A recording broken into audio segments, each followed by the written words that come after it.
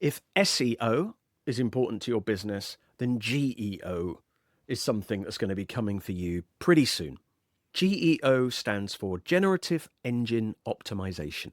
It means setting up your content in a way that makes it more likely to influence large language models so that you'll appear more in those AI search results. You might have heard it described as LLMO, AIO, AI SEO.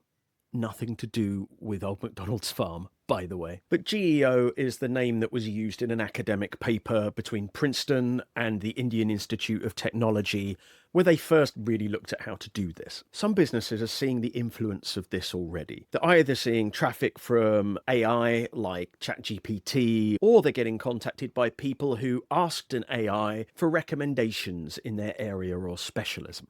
What's clear is that this is becoming more and more mainstream. A lot of Google search result pages now come with an AI summary. You've probably had Google try to push its AI mode onto you, and Sundar Pichai has said that this will become more and more a core part of Google's search experience. In fact, I've seen plenty of speculation that the traditional search engine results pages we know it on Google will be obsolete in the next 18 months or so.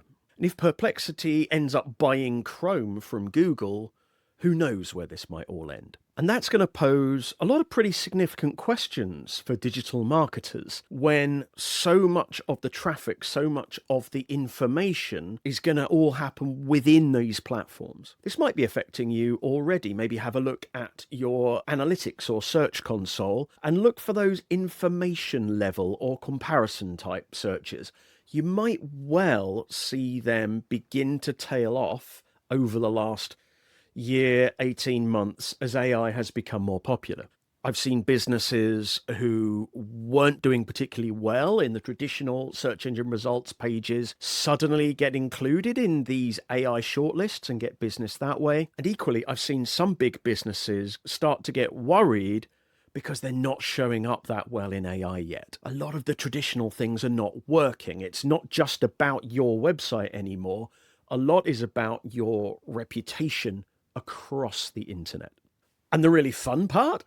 All of these algorithms are black box, so nobody really knows what you need to do. However, lots of people are experimenting.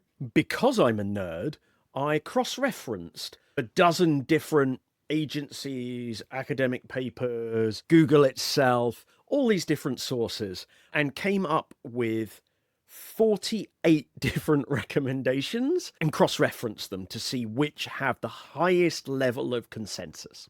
Broadly, your plan of attack is sort of three things. Some of it is just about the writing. Well over half of the recommendations that people made related to writing style, structure, or content. The good news is a lot of it is the kind of thing a skilled copywriter will either already be doing or you could brief them to do pretty easily. The second part, much like SEO, is to do with your technical setup. It's not stuff that I'm an expert in, but things like structured data are even more important than they were before.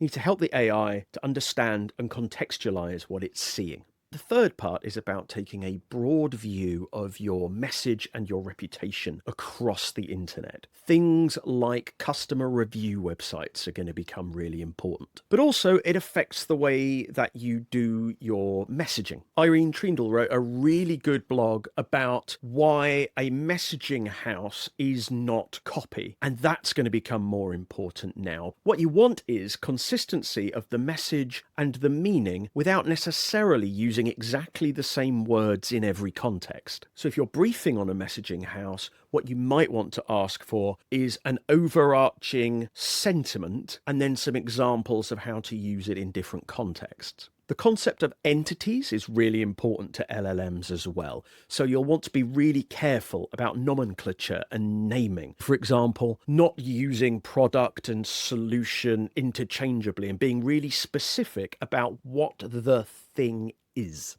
When I first started posting about this stuff, Anna Spooner asked me, why would skilled humans write content to be summarized by AI when it doesn't necessarily lead to clicks and revenue? It's a good point, But one way or another, the way we think about clicks from search engines and visitors looking for information is going to have to change.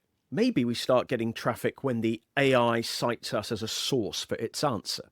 Maybe we do without so many clicks for non-buying intent queries and let the AIs recommend us on their platforms rather than ours. Or maybe we find a different way to reach people altogether. Lately, I've seen Lars Lofgren talk about whether AI will accelerate the rise of influencer marketing in B2B. Andy Crestadina's talking about relationship-based distribution for our content. And I've also had some good conversations about whether we're just going to go back to good old-fashioned direct mail, in-person events, and non-digital ways of getting our message across.